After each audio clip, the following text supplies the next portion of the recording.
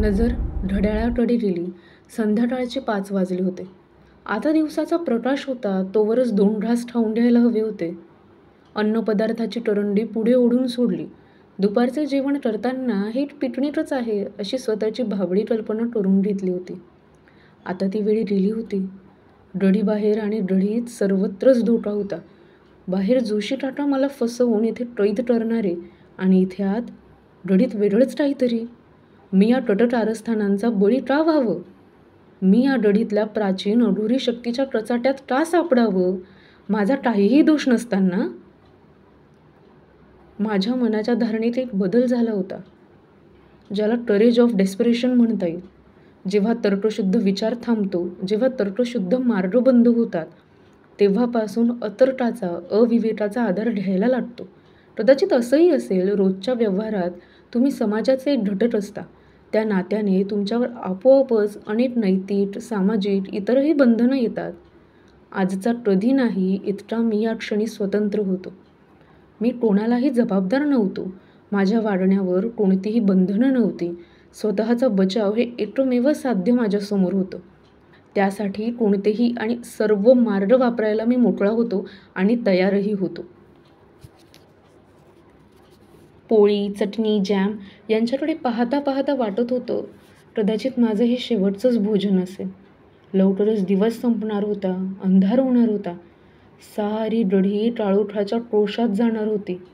या नैसर्गिक काळोख्याव्यतिरिक्त आणखी काही अभद्र, अमूर्त, घातकी असं काही ढुंढावत आलं तर त्या कोलाहलात माझ्या प्राणांची एक लहानशी ठिणगी.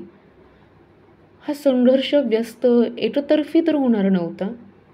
असे विचार मनात भिरभिरत असताना ठाणं कसं सुचेल? पण मी स्वतःवर सक्ती केली. 2 पोळ्या पोटात रेटल्या. शरीर कमजोर होऊ देता उपयोगी नव्हतं. जेवणानंतर प्यायला विहिरीचं गार पाणी होतं. अजून चांगला प्रकाश होता. तसाच स्वयंपाकघरात गेलो. तिथे हात तोंड धुतलं. माठच्या विहिरीवरून पाणी भरून घेतलं आणि माझ्या खोलीत येऊन बसलो. आता संध्याकाळ होईल, मग रात्र होईल. काय व्हायचं असेल ते रात्रीचं होईल किंवा काहीही होणारही नाही. बचावाची काहीतरी तयारी करायलाच हवी होती. दार बंद केलं. एक जाडसर ढळवंची होती, ती ओढत ओढत आणली. दाराला अडसर म्हणून लावून ठेवली. माठच्या भिंतीला अगदी वरच्या बाजूने 2 चौकोनी खिडक्या होत्या. लहानच होत्या, पण हवा चालू राहणार होती. मेणबत्तीचा धूर आणि माझा श्वास यानं गुदमरल्यासारखं होणार नव्हतं. घड्याळात नजर टाकली. 7 वाजले होते. घरी यावेळी मी आणि गायत्री टेलिव्हिजनवरच्या बातम्या किंवा एखादी मालिका पाहत बसलेलो असायचो. आताही गायत्री निर्धास्तपणे TV पाहत बसली असेल. माझं सुखरूप पोहोचल्याचं पत्र पोहोचलं असेल. तिला काय कल्पना, ती रेनॉल्ड, स्कॉट किंवा दातार यांच्या एखाद्या कादंबरीतल्या नायकासारखा मी एका अंधाऱ्या, ओसाड किल्ल्यात कैदी होऊन पडलो आहे. सिनेमा, नाटक, एखादी समारंभाची पार्टी असे अपवाद वगळले तर दररोज बहुधा 9च्या सुमारास मी झोपत असे. या अपरिचित जागेत आणि मनावर ताण असताना झोप येईल की नाही हा प्रश्नच होता. पण मी त्याच जुन्या टॉवेलनं खालची फरशी फटके मारून साफ केली. बॅगमध्ये 2 पॅन्ट, 2 मॅनिले होते, 1 टॉवेल होता. तेच कपडे फरशीवर पसरले आणि त्यांच्यावर आडवा झालो. फरशीवर झोपण्याचा हा आयुष्यातला पहिलाच अनुभव होता. नजर आसपासच्या ओट्या-बोट्या, दगडी भिंतींवरून फिरत होती. नजर गुंतून राहण्यासारखं काहीच नव्हतं. साहजिकच मन अंतर्मुख झालं. मागच्या कितीतरी आठवणी मनासमोरून सरकायला लागल्या. दिवसभराच्या भावनिक उलाढालींचा मनावर कल्पनेपेक्षा जास्त परिणाम असला पाहिजे. मन खूप थकलं असलं पाहिजे. मला झोप लागली. किती वेळ मी झोपलो होतो सांगता येत नाही, पण मी झोपेतून जागा झालो होतो. काही आवाज कानावर आला होता का? काही जाणवलं होतं का? सांगता येत नाही.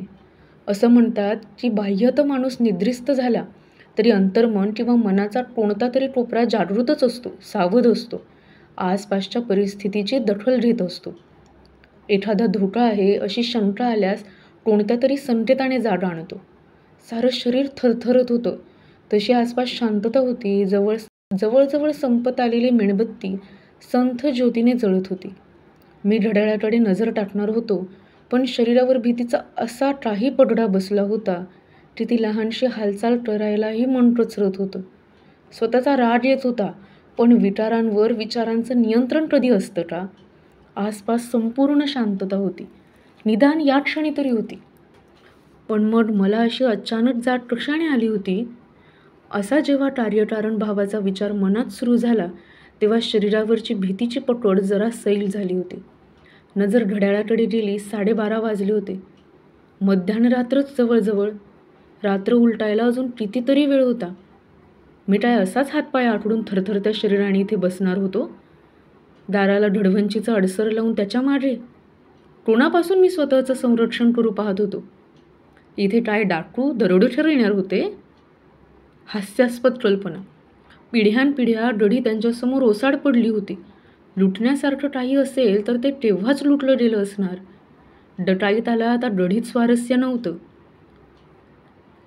मी असा विचार करीत असतानाच मला ते जाणवलं. त्याची कल्पनाच खरोखर शब्दात देताच येत नाही. एखादी दुर्गंधीची लाट शरीरावरून जाते, त्याला तुम्ही काहीतरी स्पष्टीकरण तरी देऊ शकता का? हवेतले दुर्गंधीचे टोण, एखाद्या वेळी शरीराला चटका देणारी गरम हवेची लाट अंगावरून जाते, पण त्यालाही स्पष्टीकरण असतं.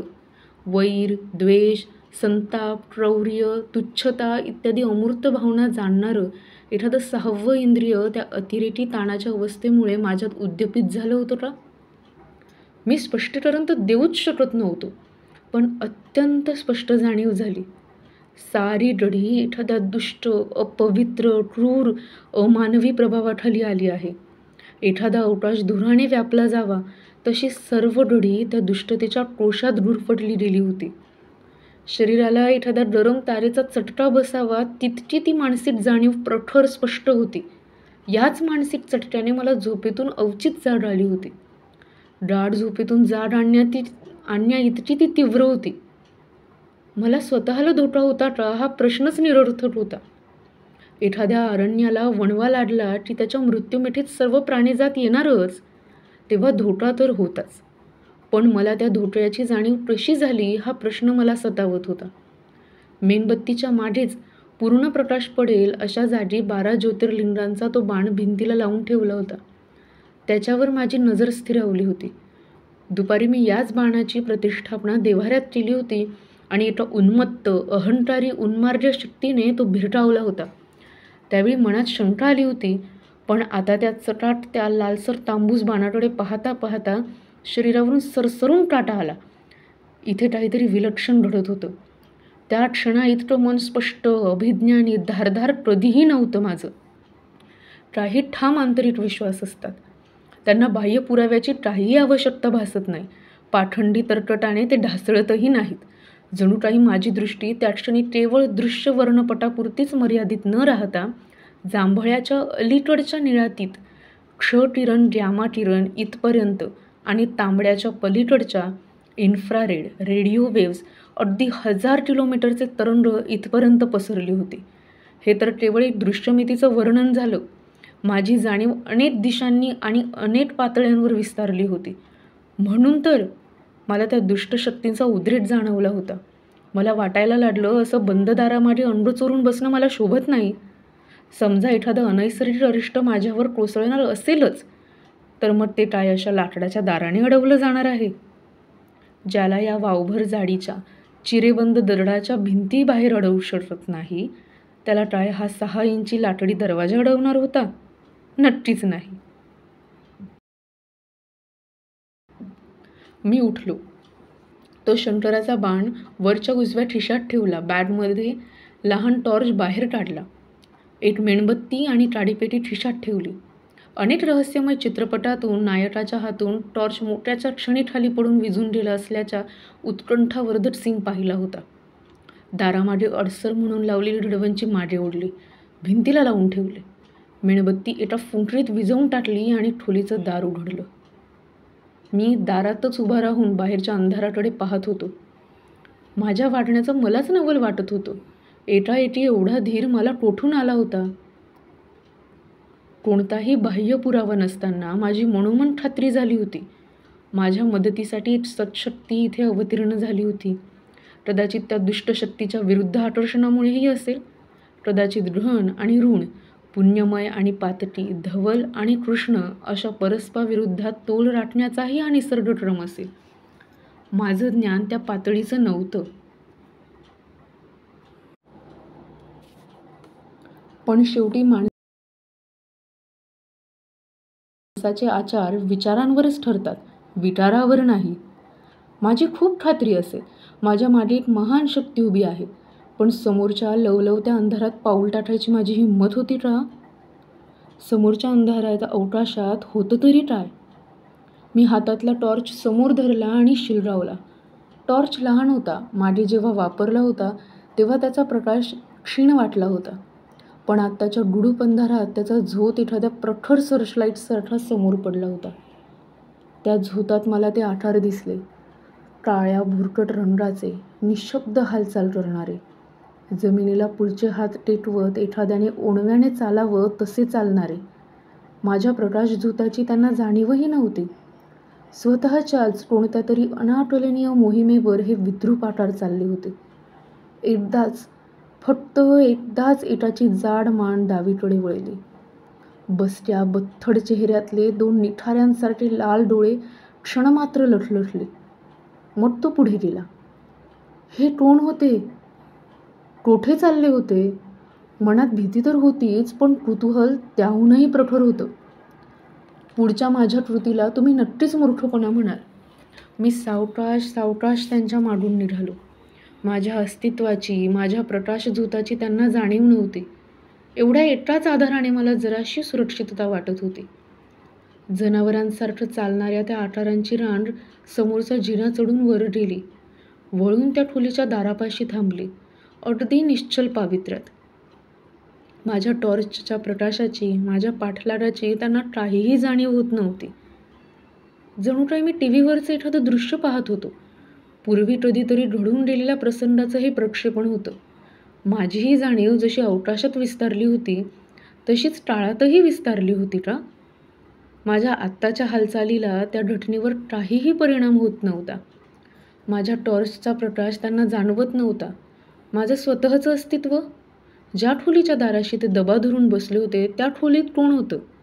मी त्यांच्या रांगेतून गेलो तर त्यांना ते जाणवेल का? मी जर आत्ताच्या माझ्या वर्तमानात त्या खोलीचा दरवाजा उघडला तर ते त्यांना जाणवेल का?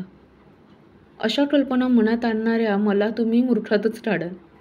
पण कल्पना येत होत्या एवढंच नाही, मी पावलापावलाने पुढे सरकतही होतो. जणू काही बाहेरची एखादी अदृश्य शक्तीच माझ्या हालचालीचं नियंत्रण करीत होती. खरोखरच मी त्यांच्या रांगेतून अंगाला अगदी केसाचाही स्पर्श होणार नाही याची पुरी खबरदारी घेत पुढे गेलो. त्या दाराला जरासा धक्का दिला. धक्का देताच दार आत ढकललं गेलं. मी दारातून आत गेलो. दार माझ्या मागे बंद केलं. टॉर्चचा प्रकाश खोलीवरून फिरवला. झटका बसून प्रकाश परत कोपऱ्यावर आणला. प्रकाशात दामोदरपंत आले होते. कोपऱ्यात अंग चोरून थरथरत्या शरीराने उभे होते. हातांच्या मुठी छातीवर होत्या. डोळे घट्ट मिटलेले होते.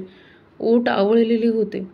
तोच तो गोरापान चेहरा, डोक्याचा गोटा, मागे घेरा, खांद्यावर उपरणं, खाली पांढरं धोतर.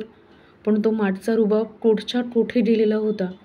भीतीने टासावीस झालेले, मेटाकुटीस आलेले दामोदरपंत. त्यांना माहीत होतं दाराबाहेर कोण आहे ते, आणि भीतीने प्राण कंठाशी आले होते. माझ्या टॉर्चचा लख्ख प्रकाश त्यांच्या चेहऱ्यावर पडत असून सुद्धा त्यांना त्याची अजिबात जाणीव होत नव्हती. त्यांची स्थळ टाळाची चौकटच वेगळी होती. छातीच्या डावीकडच्या वरच्या भागात काहीतरी गरम स्पर्श झाला. मी हाताने मॅनीला तपासून पाहिला. खिसा गरम लागत होता. खिशात तो पत्र्याचा बाण होता, जो मी खोलीबाहेर पडताना खिशात ठेवला होता. पाहता पाहता तो हाताला जास्त गरम लागायला लागला. आता जर आणखी थांबलो तर छातीला भाजल्याचा फोड यायचा. मी घाईने खिशात हात घातला आणि पत्रा बाहेर काढला. त्या एका क्षणात कितीतरी गोष्टी घडल्या. पायाखालची फरशी अर्धा पाऊण इंच खचलीशी वाटली. खोलीत मी आत आलो तेव्हाची कोरडी आणि शुष्क हवा गेली होती. आता खोलीत ओलसर दमट हवा होती. हवेत वास होता, उदबत्तीचा होता. धूप वगैरे आणखी कसला तरी असावा. श्वास घेताना जसा ठवठवत होता. मला एकाएकी जाणवलं, मी आता चौकटीबाहेरून चित्राचं निरीक्षण करणारा एक तटस्थ प्रेक्षक नव्हतो. मी त्या चित्रात पडलो होतो. मी त्या चित्राचाच एक भाट झालो होतो. इतका वेळ केवळ स्थळात मी दामोदर पंतांच्या निकट होतो. आता टाळातही त्यांच्या निकट आलो होतो. दामोदर पंतांच्यावर ओढवलेल्या टाळरात्री त्या निर्वाणीच्या क्षणी मी त्यांच्यापाशी हजर झालो होतो. हे कसं शक्य होतं? काय शक्य आणि काय अशक्य हे ठरवणारे आपण कोण? ती गोष्ट मात्र झाली होती. दामोदर पंत! जवळपास जणू काही स्फोटच व्हावा इतके दामोदर पंत दचरले. त्यांच्या छातीवरचे हात खाली आले. वटारलेल्या डोळ्यांनी ते माझ्याकडे नुसते पाहतच राहिले. त्यांचा वेश मला परका नव्हता, पण माझे कपडे त्यांना धिडमूड करून टाकणारे होते. अर्थात अशीही शक्यता आहे की तोंडावर टॉर्चचा प्रखर प्रकाश पडला होता. त्या प्रकाशामागचं काहीही त्यांना दिसत नसावं. पण ती गोष्ट या क्षणी महत्त्वाची नव्हती. कदाचित प्रकाशामागून येणारा माझा आवाज त्यांना एखादा दैवी चमत्कारच वाटला तर त्यात नवल नव्हतं. आपण कोण आहात? तुमच्याच वज्रेकुलोत्पन्नांपैकी एक. पण ते महत्त्वाचं नाही दामोदर पंत. तुमच्यावर काहीसा बाटा प्रसंग गुजरलेला दिसतो. खरं आहे ना? बाटा प्रसंग? आता प्राणात जायची वेळ आली हो. ते सारे आले आहेत. माझ्यासाठी ते सारे आले आहेत. आता शक्ती संपत आली आहे. आता दार जास्त वेळ मी बंद ठेवू शकत नाही. एकदा का त्यांच्यासाठी दार उघडलं की संपला खेळ. मग कायमचा नरकवास. पण त्यांनी तुमच्याशी वैर का धरावं? तो त्यांचा स्वभावच आहे. पण आधी कल्पना नव्हती ना. नाही ती अघोरी साधना करून त्यांना जागवलं. आमच्या वज्री घराण्याचा घरदार संसाराचा विध्वंस करणाऱ्यांवर मला सूड द्यायचा होता. पण ती वेळ आलीच नाही. दुष्टाला सवाई दुष्ट भेटतोच की. त्यांच्याही कुळाचा नायनाट झाला होता. मग पण एकदा पत्करलेली गुलामी संपत नाही. त्यांचे विधी मला सतत चालू ठेवावेच लागले. पण ते नसते तर कदाचित मी जिवंत राहिलोही नसतो. ते लुटारू आले होते ना. संपत्तीसाठी त्यांनी माझे हालहाल केले असते. धन हाताला आल्यावर गढी सकट माझी राखरांगोळी केली असती. पण मी त्यातून वाचलो. या माझ्या सैतानी साथीदारांना भक्ष्य हवं होतं ना. मिळालं. भरपूर मिळालं. गढीचे दरवाजे बंद झाले. मांजरांनी उंदराचा पाठलाग करून त्यांची धरपकड करावी तसं त्यांनी त्या धावपळ करणाऱ्या, लपून छपून राहिलेल्या, रडणाऱ्या, ओरडणाऱ्या, टिंचाळणाऱ्या बदमाशांपैकी एकेकाला पकडलं आणि जिवंतपणीच लचके तोडून खाल्लं. साऱ्या गढीभर रक्त मांसाचा चिखल झाला होता. ते यवन माझे शत्रू, माझ्या जीवावर उठलेले. पण मलाही त्यांच्या यातना पाहवत नव्हत्या. मी दार बंद करून कमऱ्यात बसून होतो. बाहेर हा असहाय्य माणसांचा अघोरी खेळ. मी वाचलो खरा, पण त्यांची वटवटलेली बूट थोडीच शमणार होती. आता त्यांच्या बुटा शमला नाही तर ते माझ्यावर तुटून पडतील.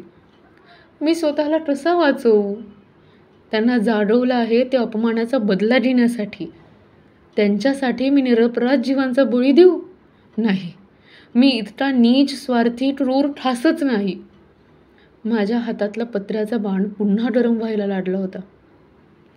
दामोदर पंत, दार उघडा. पण नाही, दार उघडा. एकवार माझ्याकडे म्हणजे त्यांना दिसणाऱ्या लटलटत्या प्रकाशाकडे पाहून ते टोपऱ्यातून पुढे आले. दाराकडे निघाले. दार उघडल्यावर काय होणार आहे याची मला काडी इतकीही कल्पना नव्हती. कदाचित दामोदर पंतांच्या आणि माझ्याही. कारण मी आता त्या प्रसंगातलाच एक घटक होतो.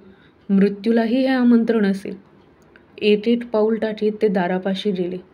क्षणभर थांबले आणि मग त्यांनी दार उघडलं. अर्थात एक सांकेतिक क्रियाच. नाहीतर बाहेरच्यांनी एक ढुशी मारून दार सहज उघडलं नसतं का?